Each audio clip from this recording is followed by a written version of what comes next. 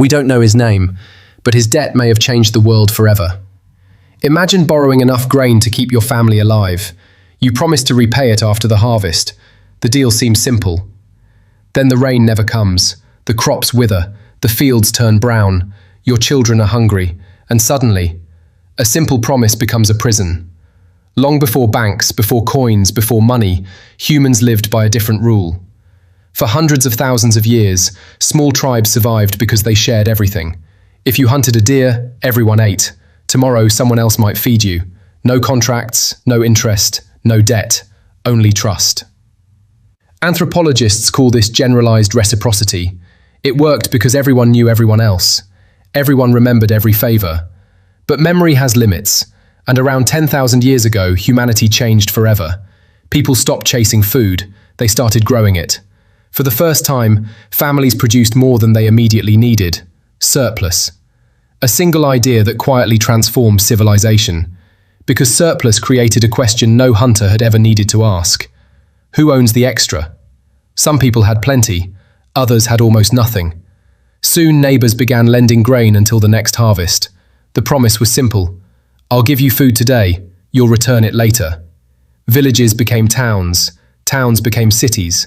Strangers traded with strangers. Now people could no longer remember every promise. So humans invented something that never forgets: writing. Most people imagine the first written words were stories, or poems, or prayers. They weren't. Some of the earliest writing was accounting, numbers, names, promises.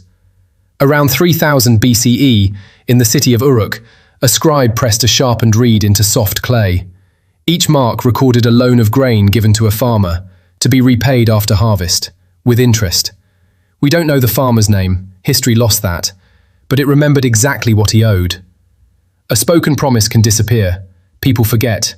People argue. People die. A written promise doesn't. It survives generations. It survives kingdoms. Once a debt was written into clay, it became permanent. Imagine that farmer walking home. He believed the harvest would save him.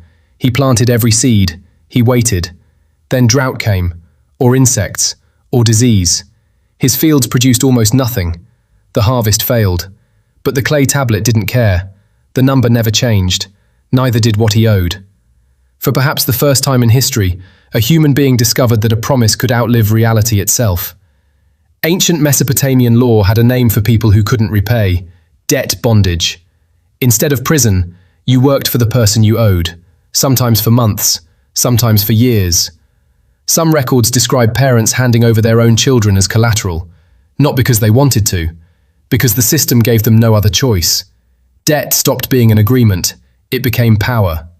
Historians believe this became one of the earliest forms of slavery that wasn't created by war, it was created by arithmetic. Eventually the system became too successful, too many people owed too much. Farmers lost their land, families disappeared into servitude, fields were abandoned, the economy began to weaken.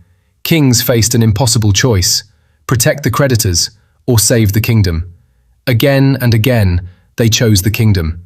Entire debts were erased, debt slaves were released, not because rulers suddenly became kind, because civilizations cannot survive when everyone is trapped by promises they can never repay. The pattern repeated across history. Empires borrowed, wars were financed with debt, kingdoms expanded because of credit, many collapsed beneath it. Even today, we still talk about settling debts. We still feel that quiet pressure when we owe someone something. That feeling is ancient, older than banks, older than coins, older than money itself. Most people think money created debt. History suggests the opposite. Debt came first. It began as trust, a simple promise between two people. I'll help you today, you'll help me tomorrow. But somewhere between trust and a few marks pressed into wet clay, trust became leverage. We'll never know the name of the first person to owe a debt. History forgot him. But every mortgage, every loan, every credit card, every promise to pay later, still carries the shadow of that first forgotten farmer. His name disappeared, his debt didn't, and perhaps neither did ours.